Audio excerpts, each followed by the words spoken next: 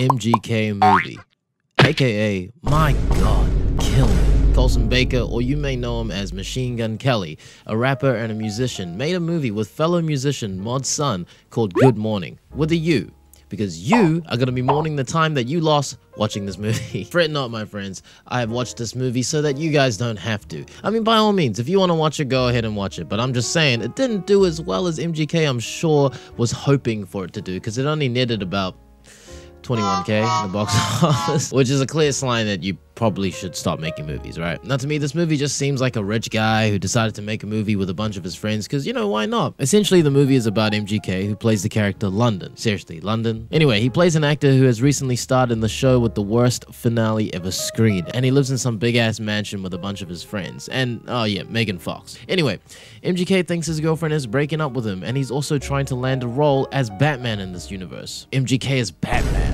Can you imagine? But let's be real for a second. Batman, which is the opportunity of a lifetime, or your missus. They've only been dating in this movie for about a year. Come on, man. However, this movie does feature a crazy amount of high-profile people that are casted into the movie. I'm talking names like Becky G, Avril Lavigne, Dennis Rodman, Pete Davidson, Aiden Ross, and, you know, Megan Fox, and even Snoop Dogg, albeit as a fat-ass, rolled-up characterization of a joint. And there are plenty more amongst the list who I really don't care are in the movie. In fact, the only part of this movie that kind of made me laugh was Pete Davidson and Movie Man! Which begs the question, how much money did MGK lose making this movie, considering it only made $21,000 roughly? And I'm sure the budget was a lot more than $21,000. Well, actually, I don't know anymore, considering this is some pretty trashy green screen here. Now, it's either that or how many favors did MGK call in to get all these people to jump into his movie? I don't know. But let's get right into it. The film is meant to be an American romantic stoner comedy film. Romantic? Yeah, somewhat. Stoner comedy is a very long stretch. There's only about one section where I consider it to be a stoner comedy, but we'll talk about that in a little while. And by the way, the entirety of this movie is said to happen in one whole day. It's a great idea, but just not executed well. The movie begins with London waking up to a text from his on-screen girlfriend, Apple, where she says, "I wish I didn't have to do this through text," and "good morning," which any normal human being would read this and assume the morning part was simply a typo. And the whole not wanting to do this through text would mean that she just wanted to say good morning in person, as any loving couple would. Mind you, who the fuck texts like this? What are you, an NPC? You couldn't have added a lazy X or some shit to make it seem less depressing in text. However, London then proceeds to say his favorite line in the entire movie. What the fuck? Oh, fuck, man. What the fuck? Fuck! And freak the fuck out unnecessarily. You know what else is unnecessary? It's the shot of MGK scratching his nuts, followed by hearing the title of the movie about 10 billion times. Morning, morning, morning. Seriously, did we really need a shot of MGK holding his sack with what appears to be a face towel, which no doubt he wiped his face with afterwards? We then proceed to experience his entire morning routine, which the only cool thing I'd say about this whole scene is the flower shower, which essentially turns his entire shower into a hot box, which is kind of cool. But what isn't cool is the fact that I have to stare at MGK's bare ass. I mean, is this meant to be funny? I don't know. I need to do some squats. We then proceed to meet the rest of the cast members slash MGK's friends slash his roommates, but I'm assuming the character description is either a stoner or an idiot, because I'm thinking it's leaning more towards the idiot side, because just being a stoner doesn't make you a knucklehead. This is Dylan. Guitar. The movie doesn't give any time to develop any of these characters, and we get introduced to too many of them too quickly. Like Dylan, who's played by Mod's son, kind of just uninteresting. He passes out into his cereal bowl and he projectile vomits onto the microwave due to the spinning microwave. I don't know. Anyway, next on the cast, we have Leo. Oh, you mean this Leo or this Leo? All right, this is Leo. Leo is by far the biggest nincompoop in this entire movie. Honestly, he gets himself in the worst situations, and he's pretty much the fault of the next arc of this movie, and you'll see soon. But wow, this writing, the best writing of 2022. I watched an interview. You said you like goat milk. You probably heard me say oat milk.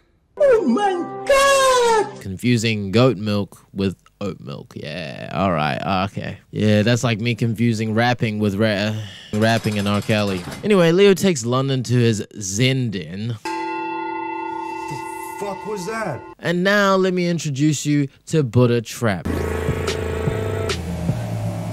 It's dope. which, my God, is so fire that it literally burns the house down. Idiot, fire! And really, what is this acting, bro? Your house is on fire. Can you not show like any sense of urgency? Like anytime something crazy happens, MGK's response is just act super surprised, like, my house is on fire, bro. And then we get Kennedy, played by Megan Fox, who gets the shortest intro out of all the characters. Meet Kennedy. I don't really know what her purpose is here. Anyway, at this point in the movie, London is tripping because he thinks that Apple is going to break up with him. So he tries to contact her to no avail, and he keeps contacting her, and then Trippie Redd comes out, destroys his phone. I'm not mad at that. What I am mad about is the fact that his phone is not waterproof. So he was calling Apple with the phone, and then the water balloon broke his phone. It's 2022, man. You're telling me your iPhone isn't waterproof?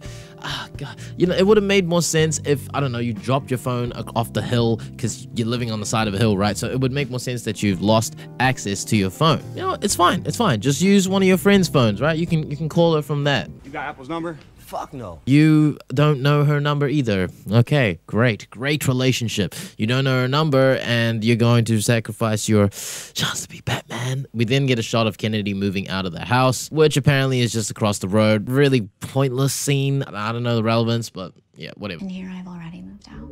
In her titty, she's moved out. Anyway, moving on to the next friend, we have Angel. This is Angel. I guess he fell from the sky and hit his head. Anyway, this is another friend that lives with him. They just all live there, I guess. And what in God's name is he wearing? It looks like he's strapped into a BDSM roller coaster. We then get a shitty compilation of London's self-tapes, which is what is used essentially for auditions. And I can safely say this man ain't getting any jobs anytime soon, because when the f are you ever gonna need to play Draco Malfoy looking for drugs? Where's the pot, Potter? Where's the meth, Potter? So that's Sabrina. She's my stalker. And again, another random introduction. This is London's stalker. Lovely. Anyway, so like I said, London still thinks Apple wants to break up with him. His phone is destroyed, but he needs to meet with his agent, Maxine. Oh no! Meet Maxine Goldberg. I personally thought was pretty funny during some of the scenes, you know, purely because of how juxtaposed her character was, in the sense that she was a germaphobe, like a super germaphobe, but she got down and dirty multiple times in this industry, you know, to get my boy London some roles. Gave this director a hand job at the Pluto Nash premiere, and today is the day it pays off. You know, which kind of leads me to think, you know, because this guy is an average actor, yet she's doing a lot. She's doing the most to get this guy these roles. I think she might be into him as well. I love you. I mean, you know what I mean. I'm proud of you. Okay, I love you too. What? But moving on with the story, he's got a meeting with the director for the role of Batman. However, big dilemma alert, he can't go because his missus, Apple, is breaking up with him. Oh my God, whoa. Apple's like breaking up with me. My head's all over the place. Like, can't you just wait, like, I don't know, 24 hours or even later that night to go and talk to her? You can show her that your phone is destroyed because it got water ballooned by Trippie Redd, of all people, and that's the reason you've been ghosting her. But just focus on your career at this moment, man. You gotta get this role. I don't know why your relationship can't wait like 12 to 24 hours. It's apparently when you're a stoner, you're an idiot as well. I actually did 6 months of training for this job. I hung upside down like a fucking bat. Bro, hanging upside down isn't what you need to do. You need to put on some damn muscle, bro. You're like freaking chopsticks walking around there. Also, why is you sitting like that? You're a germaphobe. You got the man spread vibes going. Do you want to be in love? Or do you want to be the biggest star in the fucking world? Although I agree with this statement / question to some certain degree, at this point in his life or in anyone's life, sacrifices needed to be made to secure a future where you can sustain both your livelihood and your future potential livelihood should you want to start a family or something, right? But I don't think you can't have both, you know, being a star and in love. I think it requires balance, but of course it depends on what's going on with your life in that moment. Now comes probably my favorite character in the whole movie, Barry, with an E, which I'm not sure if that's meant to be a joke or not. And he's played by Pete Davidson, a comedian. So, okay, there is a bit of comedy element. And maybe it's because I'm into stupid humor, but it has to be well-executed stupid humor. And something about Barry just rubs me the right way.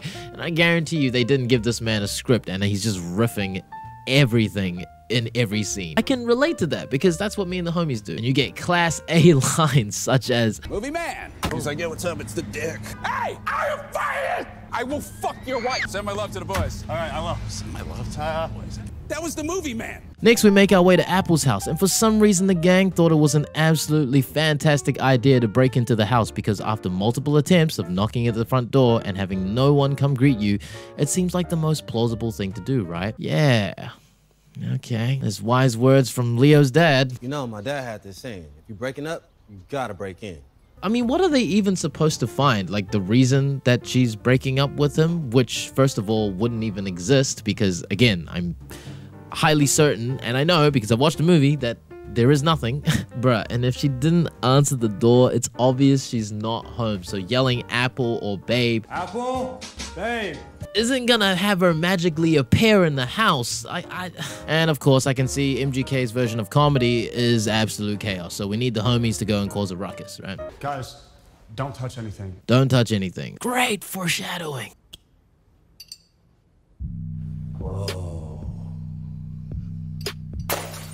Yep, you guessed it. Leo touched something. It's funny that they assumed that it would be Leo too. That part is pretty funny. At least it's not just me that knows that this guy's an absolute idiot. I mean, what is even so about this vase anyway? God, what is this Leo. acting, man? What the fuck did you just do? It's like the house is on fire again. It's all good. At least it was just one of them. I mean, At least it was just one of them. Like the way he delivered this line literally felt like the director was holding up cue cards right over the camera with the lines and he just read them and then he just scooched out of the frame and then they cued the urns breaking. Can't you feel it? It feels so forced. Anyway, earlier London mentions that there's security around because, you know, Kardashians live there. And so that's why he doesn't want to break in. So we get to see the security parked like further down the road. Great security, right? And they pretty much put an alert on the G-Wagon that they pull out in. I don't know. Wouldn't it make sense if they've been dating for a year that they've seen this G-Wagon at some point and they would know that it's London? And so 30 minutes in, we are presented with our first dilemma. Like I was saying before, it was Leo's fault. But Leo has re-killed Apple's entire dead family. So, be that it's a stoner movie, surely the solution will come from smoking. Like magically the idea is gonna pop in their head after smoking a ton of weed, right? But not only is it gonna help them figure out what the solution is, that's right, smoking is going to become the solution.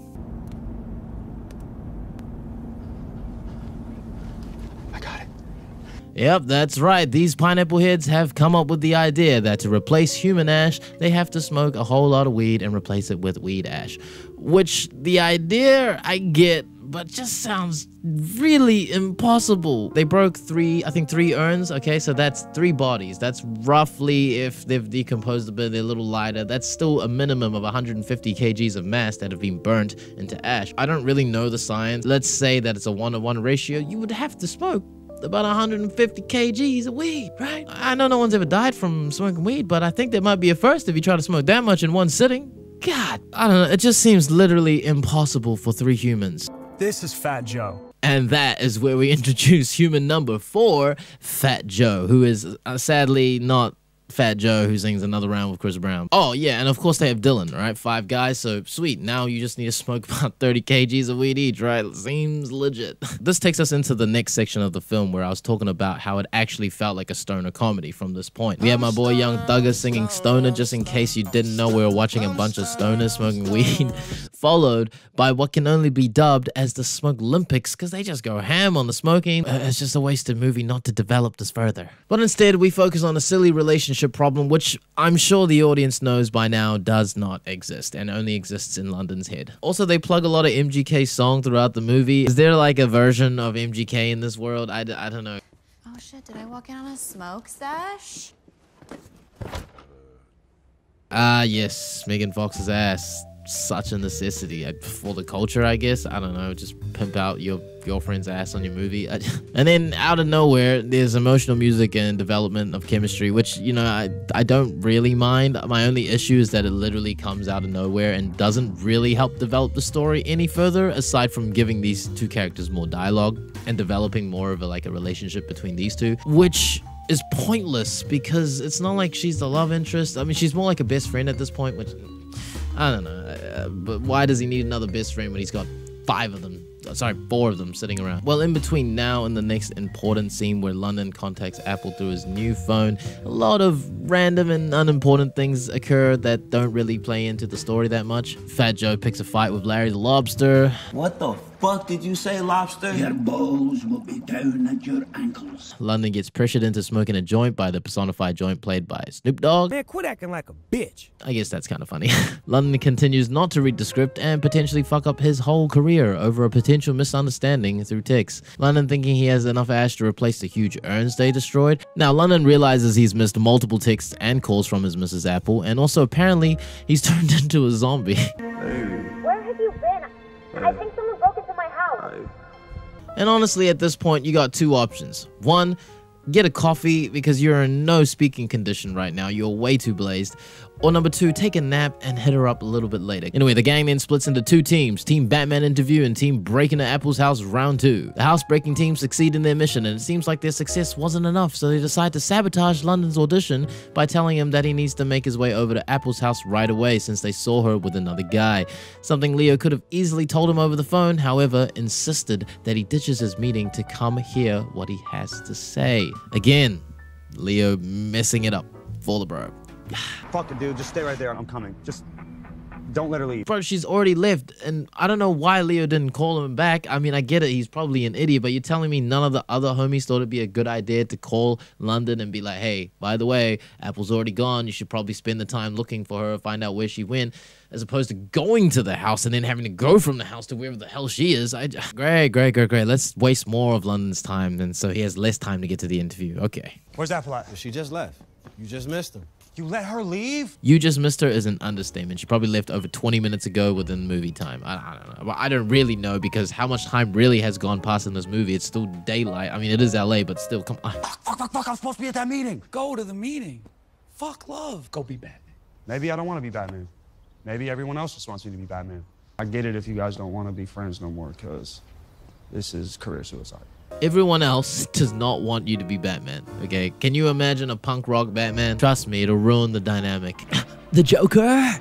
Fuck, it's the Joker, bro. What the fuck, dude? Also, why would turning down a major role make your friends not want to be friends with you anymore? I feel like MGK was trying to make some random situations overly dramatic unnecessarily, and it just doesn't feel very organic. Like, just feels like a forced piece of poop known as constipation. It was a constipation of emotions. London then makes his way to the airport while Team Leo is now making their way to the Batman meeting to help take over for London, which is honestly the dumbest shit I've ever heard. Which, I mean, like, it's cute that your friends are going through all this to help you, but it's also, like MGK said, it's career suicide. Also, how does MGK have the phone number to Aiden Ross, okay, who works on the landing strip of the airport? There's just too many plot holes to be filled here. Anyway, London makes it to the airport just to get decked by Dennis Rodman's bodyguard. He's then saved by his stalker Sabrina. Oh yeah, that's right. Yeah, I forgot about her as well. She proceeds to spray Dennis with what seems to be, I don't know, baking spray or fly spray. If it's pepper spray, I don't know any pepper spray bottles that are that big. I don't know if it's meant to be pepper spray, but it ain't got no effect on Dennis Rodman because he's making no noises whatsoever. Like, if you got sprayed in the eyes from pepper spray, that shit will burn. Unless she was spraying his phone, that's what it looked like. But then again, why are you, what is the point of spraying the phone?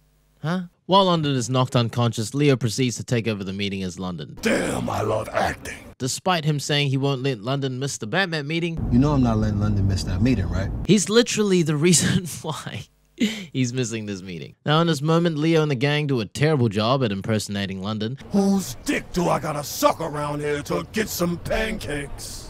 End of scene. And they also get called up by the police, which the security guards inform, and they finally catch up to them and start arresting the gang, so Team Leo fails that mission. At the same time, London is getting stitched up by his stalker, and they start to develop kind of an emotional bond, and London starts to realize that she's just a normal person, albeit a little bit creepy. But she's pretty normal to some certain degree, and isn't a complete psycho stalker.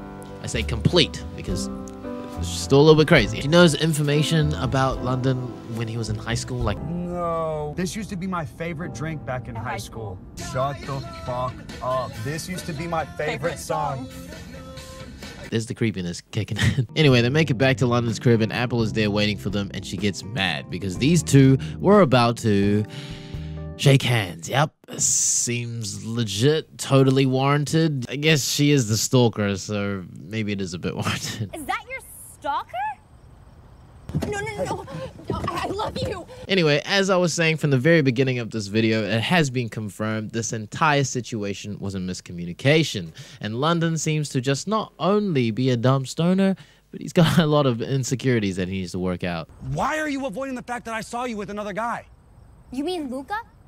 My stylist? We need a break. Yikes. Like confusing a big buff dude to her stylist. I mean, come on, the dude's been dating her for a year and you never seen her stylist. Could have just easily confronted her about it later anyway. What is she to hide, you know? If you didn't talk to her for a day, did the meeting, went up to her like, hey, my friend saw you leave your house with a big buff dude. Are you cheating on me? And if she lies, that's a red flag, because you know at least she did leave with someone, even if it wasn't someone that she's cheating on. She still lied, so best to look up on that. But if she tells you the truth, then that's fine. But all because of one letter. You fucked up.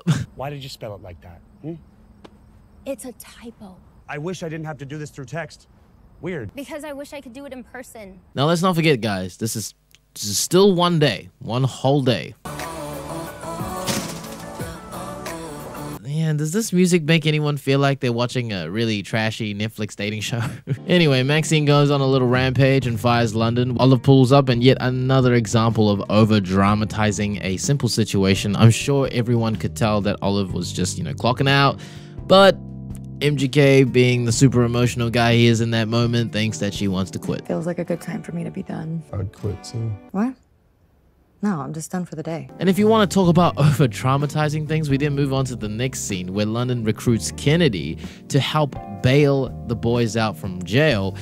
And I kid you not, he guilt trips the living shit out of her, saying that because she's left the house, everyone's gone to shit. Hi, we need you. I got jumped today. I bailed on the biggest meeting of my life. Apple hates me and Leo and Dylan are in jail. Do you see what happens when you move out? Why the guilt trip? I just don't understand. He can't handle his own shit.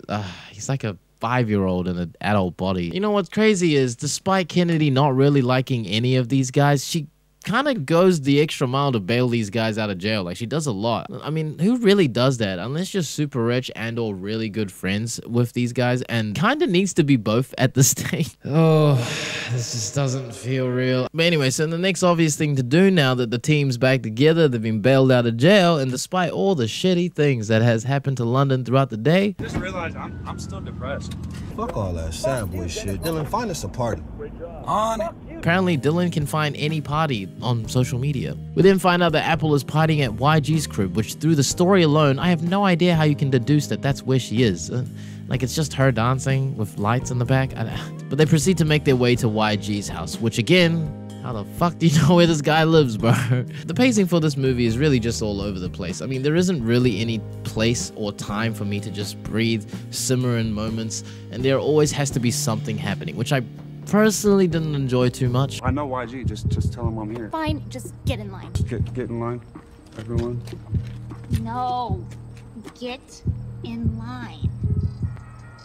This is just terribly written. Like, everything doesn't have to have a second meaning. This is just hard to watch. But anyway, the homies make their way to YG's crib and they are forced to have a line of ketamine because, you know, YG loves to provide his guests with ketamine. Now, might I add, it's just one line, but they then proceed to enter the party and a whole lot of whack shit goes down. And in fact, Angel ends up dying. Lovely. Oh, jokes. They were just hallucinating the whole time. Wow. You okay? It just feels like such a cop-out of a move in a movie, unless it's a pivotal point or makes sense within the movie and the storyline, but this just seemed like an excuse to snort drugs and do stupid shit inside a famous person's house. And also, why in the fuck is MGK's music playing in YG's party? I'ma go hard in this bitch. I'ma go hard in this bitch. YG really be like, hey, throwing a party, let's bump that MGK, bro. Fuck my music. My music's trash. So that means in this world, there must be another MGK in this universe. Or maybe he ain't MGK and it's just some other guy that sings the same songs, right? Unless London is actually MGK as well and he's just acting as London or acting as MGK. God, this is so confusing, bro. Well, anyway, carrying on with the story, it's not a complete loss because they got free drugs and we get to see Mr. Movie Man again. Movie Man! Now, this part of the film was actually foreshadowed a bit earlier in the film, where Angel mentions that Barry helped Fat Joe out of a K-hole. How do I know Barry? How do you know Barry? Dude saved Fat Joe's life like twice last year. He can snap anybody out of a bad trip. So I guess we're honoring that quote in the film, because apparently foreshadowing in this movie is blatant as hell. So now we move into the hotel. We find out that Kennedy's actually here, which, well, long story short, turns out old Fat Joe flooded her entire new house, so she was forced to come stay out here. Somehow the gang always finds their way back to annoying the shit out of Kennedy. If it was me, I would not let that shit slide, but... So they hit on up and Barry performs his secret technique to bring Fat Joe back out of the K-hole, which turns out just to be a fat slap in the face. Okay, you ready? Oh, shit. What the fuck? I was expecting some Zen Buddha trap type situation. To be honest, being in the K-hole isn't necessarily the worst thing in the world. If you didn't know, ketamine is used as an anesthetic. So I mean, given enough time, he'll wake up. Unless you really needed him, but he doesn't really do anything for the story at this point. So yeah, didn't really need to wake him up, but okay. Yo, is this a milkshake from Mel's or Rove? Red Eye Cafe, 100%. Angel, take us to Red Eye Cafe. So at this point, a night of partying has turned into a wild goose chase looking for Apple by scrolling through her stories, which is kind of impractical because there's no actual proof that she was at YG's or even at this milkshake place that they just seen recently, because she could have saved all these photos and videos and just had uploaded them at this moment, because why not? You can, because it's your social media, do whatever you want. And so they pull up, hit switch, pull curtain out. Sorry, and they pull up and guess what? She's not there. But you know who is here? A trashy waitress. What happens when you fuck with too many dirty dicks? You know what I'm saying? Just gotta get in there and scrape the sides of the walls and get the water flowing through again. Let me know if you guys are busy later. Maybe one of you can come over and fucking unplug it. And also Olive. Yep, that's right. Despite clocking off, she pulls up to the diner in a onesie and bumps into the dirty waitress. Super fake, might I add. To deliver the news to London that he's got the role of Batman, which again...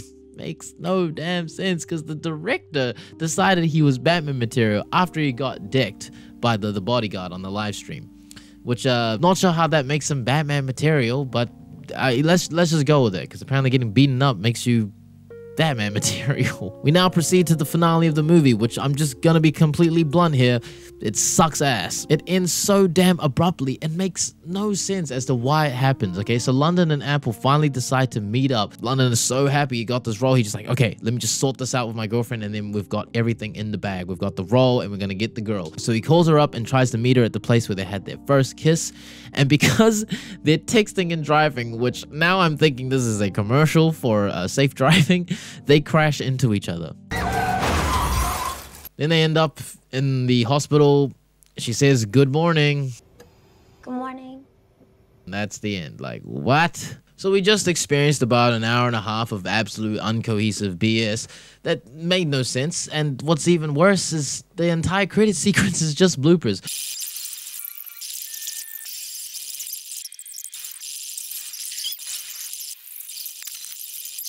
That's alright! Which calls back to what I said earlier in the video, that this whole movie is just some rich guy splurging money to make a movie with a bunch of his best friends, which is, it's cool. I'm not gonna hate on that because the process is fun, it's super cool, but you gotta understand that that means you're making this movie for your friends, and you're not really making this movie for the general public to enjoy, unless you had a bunch of real-life Sabrina Stalker fans. But just to make matters worse, I know we didn't receive any closure or any resolve at the end of this movie, but MGK is about to deliver it to us, because guess what? There's a little post-credit scene. Finally find out that the entire movie is movieception. Hear me out. This movie, Good Morning, is a movie within a movie. Or maybe a movie within a TV show. I'm not sure. Or the other way around, TV show within a movie. And you know what? It doesn't even make sense. Because at the end, right, the director yells cut. And it says it's the season finale for the show that London acts on, which is the Good Bad People, the poster you see in his room. And cut! That is a wrap on season 2 finale of Good Bad People. Let's hear. Yet throughout the film, they talk about how trash of a finale it is. Yet they're living in the finale. They're like acting within the finale. I don't know. But man, this is more of a mindfuck than Inception really was. Also, why does London have an English accent, bro? Dude's on full Draco Malfoy mode. Please, hold up. Is that our fucking finale? So you're telling me London Clash goes through all of this in the course of one fucking day because of a text message with a typo? Come on, bro. Naming yourself a city in England doesn't magically give you the powers to speak in an English accent. See, that was trash, but it was better than MGK's, bro. This is the worst ending I've ever seen. And that, my friends, was Good Morning. And I now will have to mourn the time that I lost watching this movie. 3 times, might I add. Okay. I mean, this movie was received really poorly. I mean, on Rotten Tomatoes, the film holds 0% positive rating based on 6 reviews from professional critics. It has a score of 3.4 out of 10 on IMDb. Look, I said this before and I'll say it again. It just looks and feels like someone with money who just felt like making a movie with friends. And again, I'm not trying to hate on it. That's fine. Again, making a movie is a fun and exciting process. But it just feels like he's making it for his friends and not really for the general public. It's not a film for film's sake. You know, it's just literally for fun. Tick that off your bucket list, made a movie.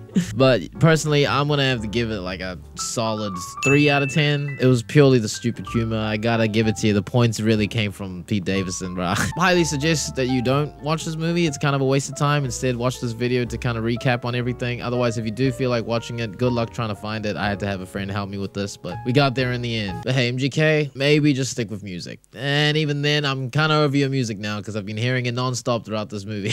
Yeah. Hey, if you enjoyed this video and you want to help the channel out, make sure you leave a like. And if you want to see more videos like this, let me know and hit that subscribe button so I can see y'all pretty faces again. Okay, so that I have some company when I have to go through movies like this again. But hey, much love, guys. This is me, LV. I appreciate every single one of you that pull up here and support the channel and support what I'm doing. And yeah, I hope to see you again soon. Peace.